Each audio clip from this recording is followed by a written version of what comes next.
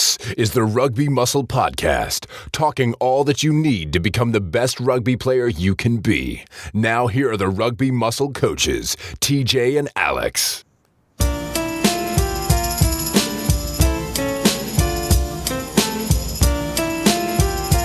Hey, top priority, peace before everything, God before anything, love before anything, real before everything, home before any place, shoot before anything, style and stay waiting, love power, slay the hate, truth killer. Alex, do you know who this is? I'm pretty sure we all know I don't, mate. Must be. Oh, what a start to the Rugby Muscle Podcast. Alex, I've just got to clarify that your sound is coming through on my recorder here. Cool. It is. Yeah, we are coming through. Welcome to the Rugby Muscle Podcast. I am TJ, your host, joined as always by Alex. How's it going? Alex, I know you're trying to post on Instagram so we can get this Q&A going for the next podcast, but I'm afraid I'm going to have to interrupt that because... It's time for the facts of the week. Okay, sweet. Just you can hear the builder outside. So, because our last podcast we spoke about clowns for a little bit. We spoke about how clowns are shit, not funny, and if you see people out dressed as a clown, you can verbally abuse them, but don't physically abuse them until they physically abuse you, right? Is that... Oh, yeah, that was close enough, I guess. Yeah, cool. Okay, so... I'm going to talk about clownfish, as popularised by Finding Nemo. Yes. So you know, clownfish are like an anemone fish. They live inside an anemone. Yeah. Well, almost all anemone fish are actually hermaphroditic. There you go. That's it. Wow, that's an interesting fact. So if a fish lives in an anemone, it starts as a guy and turns into a chick. I think it can just change as it needs, as it feels like. Yeah. So you know, Finding Nemo. Nemo's mum dies and it's sad and everyone cries. But then what would have happened? Yeah, I think. Yeah. What would have happened is Marlin, his dad, would have just turned into a chick, into a mother, and then Nemo probably would have porked Marlin. Well, I can only assume so. I mean, that's how the world works, right? No, that's how other animals work. It's not how humans work, though. Let's clarify that. Anyway, today in the Rugby Muscle Podcast, we are going to discuss training priorities for rugby. So, what do we mean by that? Well, let me set the timer. We'll set 15 minutes because we always run over. So, actually, no, let's set it 20 minutes. And we're actually going to run it properly. 20-minute timer is started. Alex, what do we mean by training priorities? So if we go back to our last podcast, which was about periodization, essentially, it says that our training priorities are the things you want to focus the most on in that periodized block. Yeah, cool. So we've discussed how you can't reach all of the goals all of the time, so therefore we have to figure out which goals we want to try and reach, and those would be our priorities, correct? Yep, that's the one. I would also go further in saying that... Sport. What? I mean, so it would change for each sport, each position, each sport, each position. I would also say that it would change depending on the drop-off as well, which is probably something you would want to go into. By that I mean, we spoke about how speed, you can lose your speed really quickly, so that should always have some sort of priority in your training. You can't go training for 6 months without doing any speed work. Doesn't matter if it's your priority or not. It is a priority by default because we need to keep doing it. Does that make sense? Yeah, that makes sense to me for sure. You want like an underlying kind of strength emphasis. Yeah.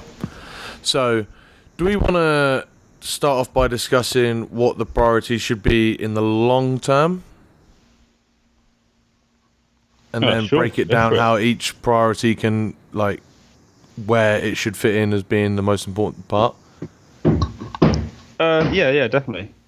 So, in the long term, again, as we said before, each position has certain aspects, but overall, each player in rugby needs to build a decent base of strength.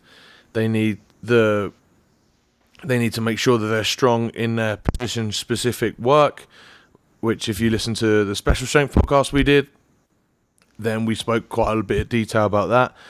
And then also I would say that I think you've got your theory, Alex, to say that speed and specifically acceleration and agility is probably going to be the biggest dictator of how good a rugby player you can be, right? Yeah, your ability to accelerate and change direction usually is a great indicator. Yeah, I mean, outside of maybe props and second rows, that is huge. Props and second rows, you can get away with just being with having a lot of size, but then even then, you need quite a lot of tactical preparation as well. Yeah, I still think that ability to produce force in a short space of time is pretty relevant for a prop. Yeah, that's engage. Yeah, it's just expressed differently, right? Yeah. Okay, cool. So, are there any other priorities you'd want to add into that? What I just discussed in the long term? Yeah. Injury prevention, I think, is a good one. So prehab work. Yeah, nice. So like,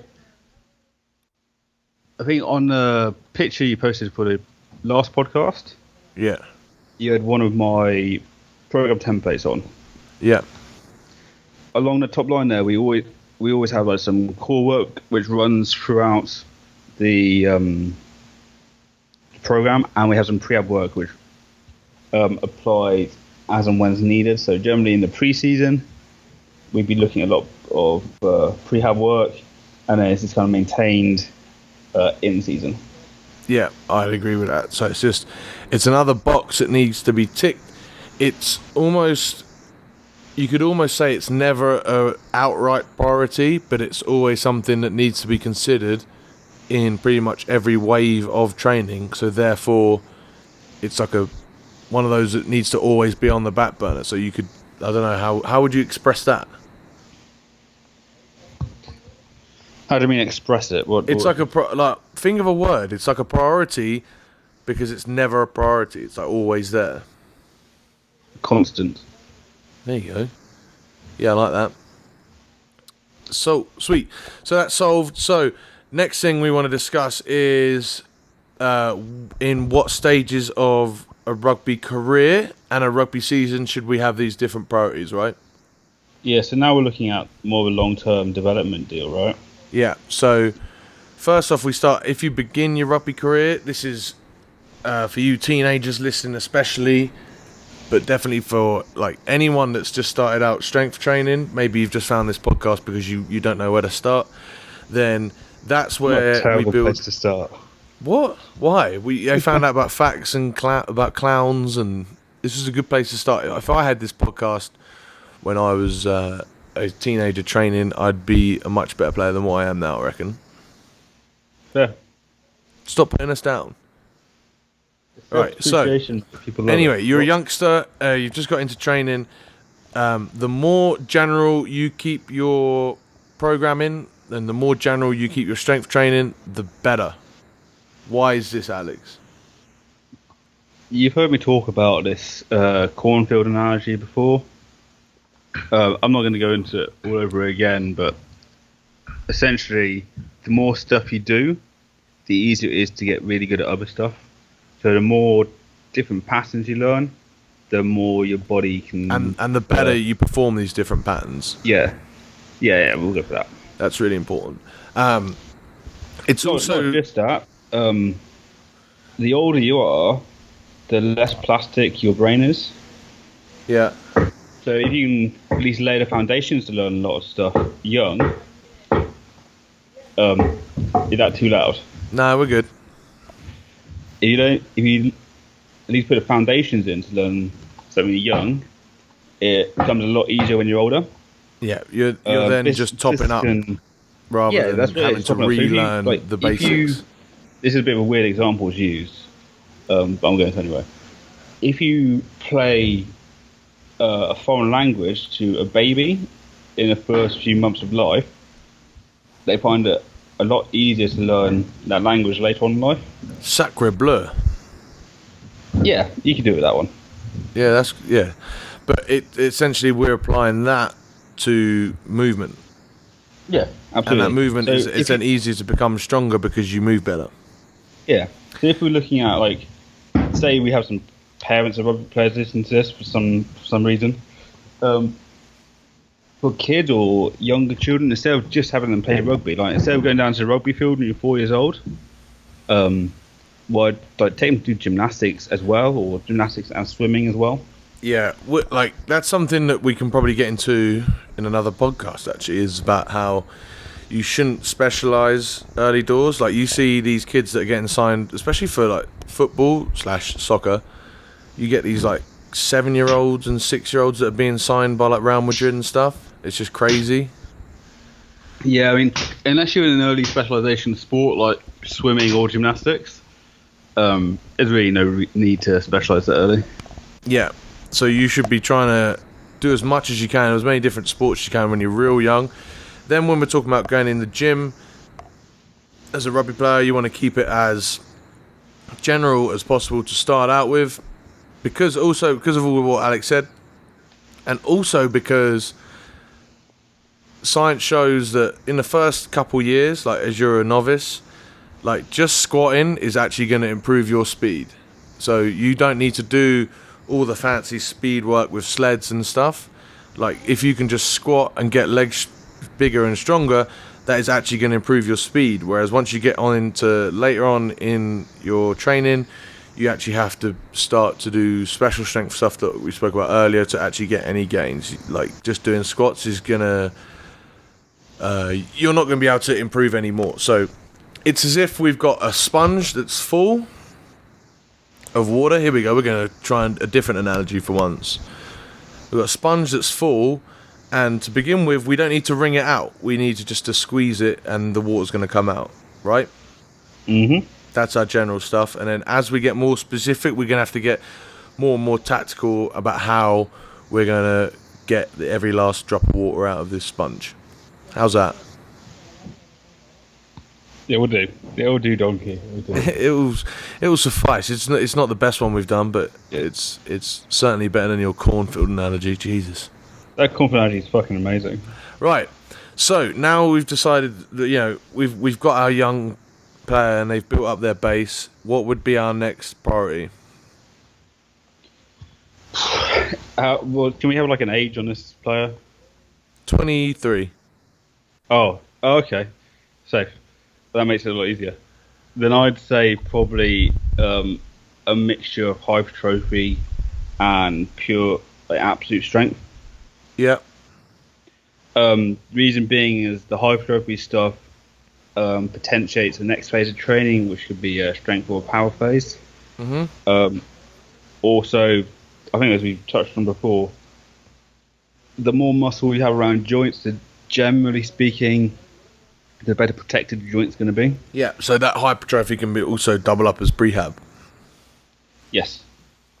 Especially if you do it properly. Yeah. In terms of the absolute strength work, what I mean by that is you're kind of, if you use that sponge analogy again, the more absolute strength you have, it's almost like having a bigger sponge. It allows you to then get more out of it. Nice. Yeah? Yeah. So now, not only are we trying to squeeze the sponge, we're getting a bigger sponge, or making our sponge bigger, so we can absorb even more water. Yeah, I like that.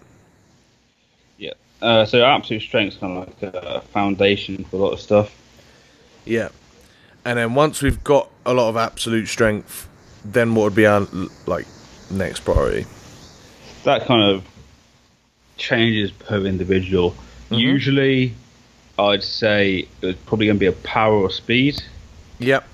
But then it depends on where the player's lacking. Yeah, I agree. Especially if they're if they've done like a shed load of squats, they've done, in their general strength, they've built up, because inevitably each player is going to experience their own weaknesses.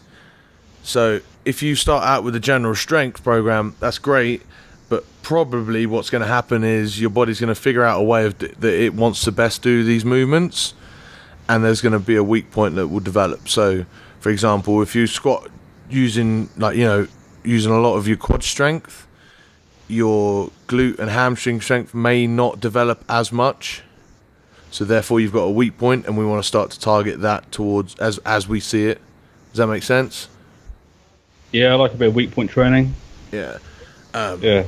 And then we can start to really, really hone in our power and speed work. Again, ideally, what we've done is we've built up our base. We've built up really solid movement, because if we're trying to do power and speed work without building up or with terrible movement in the first place, then we're already wringing out that sponge and we haven't got much water coming out at all. Did you, talking about building up power and strength, do you see Zajunas Savickas spent a bit of time with Newcastle Falcons? No, I did not. Did It's they on want to his sign Instagram him, at or was the it for his benefit? Pardon me? Who was trying to benefit from this deal? Zavickas or? I actually think it was an advertising thing. Oh, But he didn't look out of place in that front row. No, because again, he is. But for those that don't know, Zajunas Savickas is 3-4-time world's strongest man. 4, I think. And strongman is not just about strength; it is about power. He has to move really well because there's running involved and stuff. So Strongman's a really well-rounded sport. Guys could do a lot worse than getting good at strongman to prepare for rugby.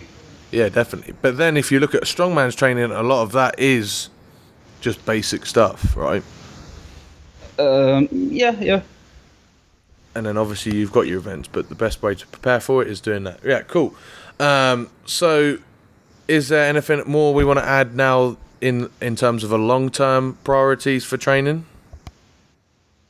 Again, it depends on the individual. It kind of depends what your coach wants you to do as well. Yeah. I would say anyone older listening to this, you see a lot of old school people, especially old school rugby guys that don't do much in the gym.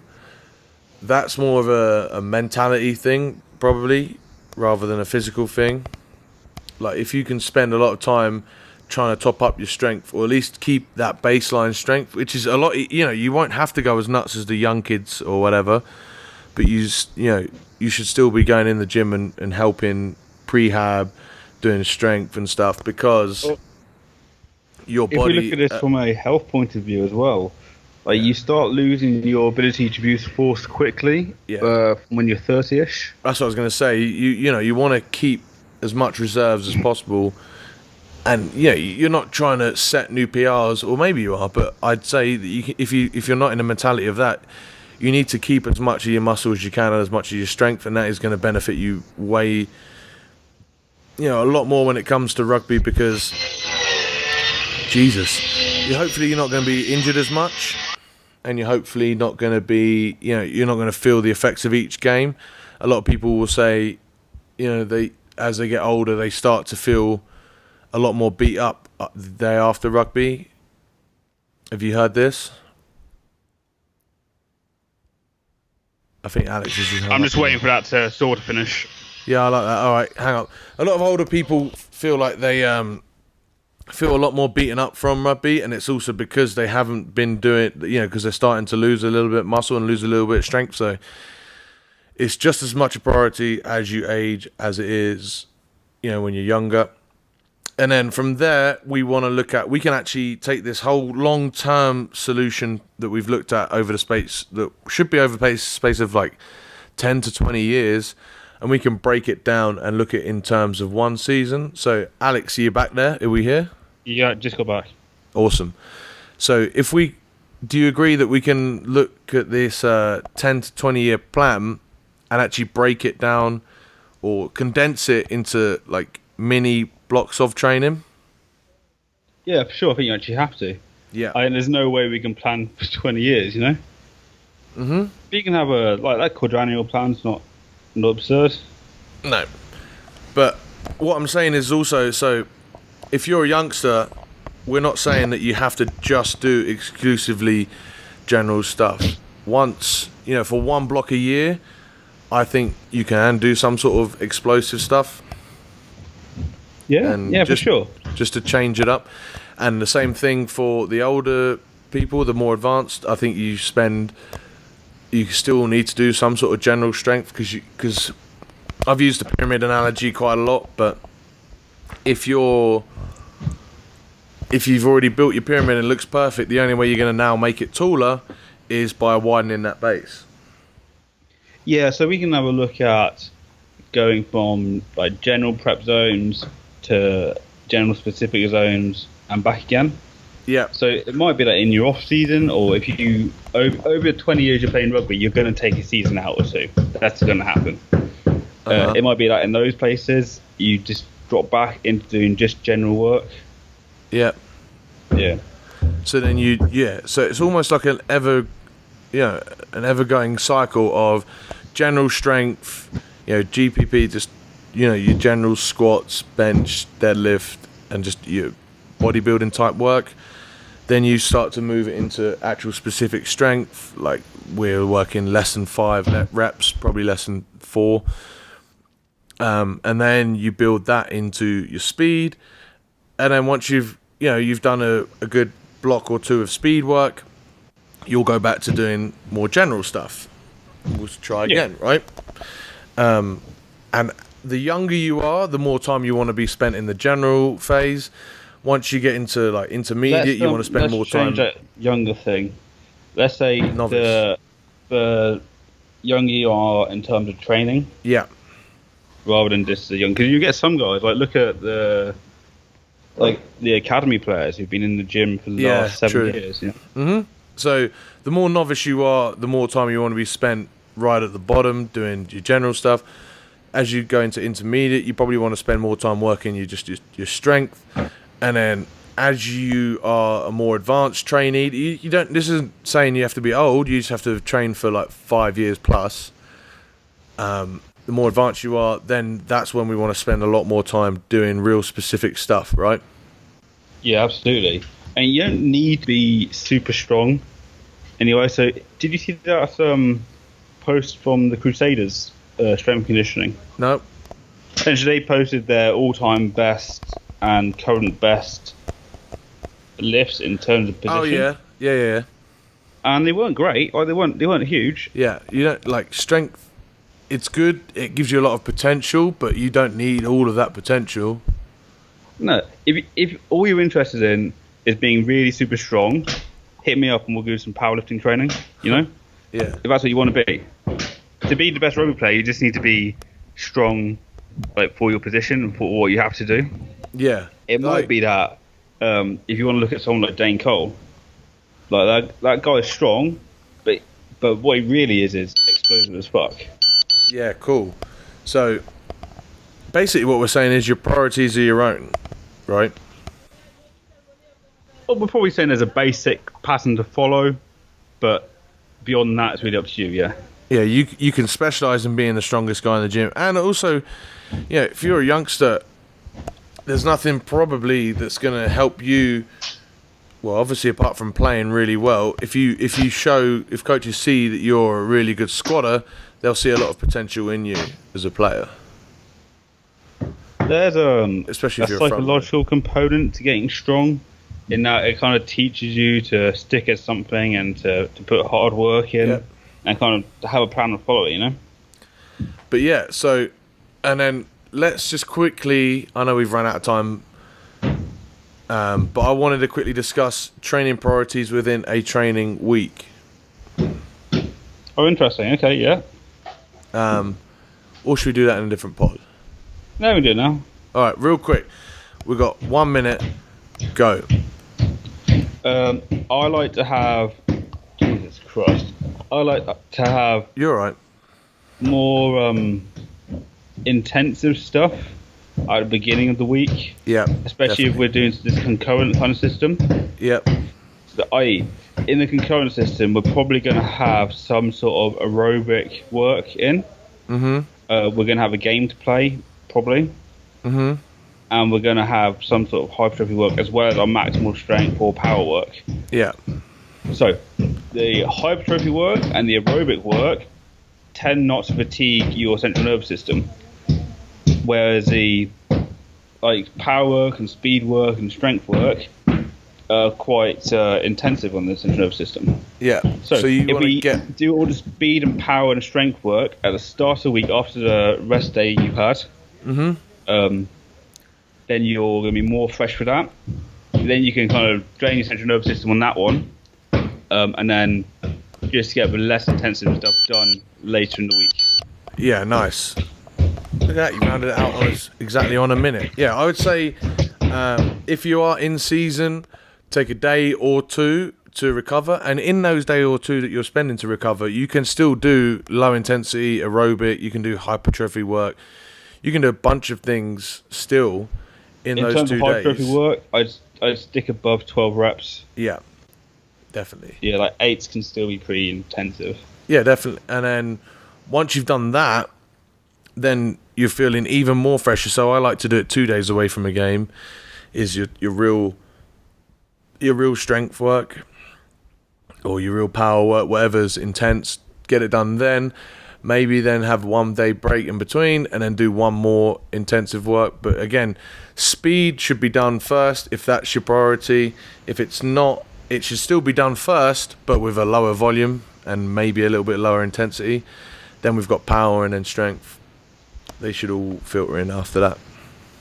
Yeah, sweet. All right, boys. Hopefully that all makes sense.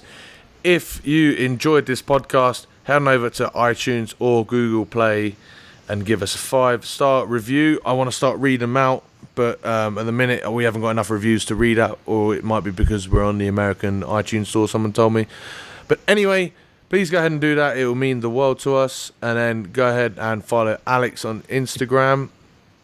What is it? Collision and Combat. And then on Facebook as well. Same thing. Cool. And then is that it? That's it for me. Yeah. And then follow me, tj.strength on Instagram, Snapchat. I'm hopefully getting back into Snapchat. Facebook and YouTube. You'll see me on all of those channels. Hopefully that helped. Cheers, boys.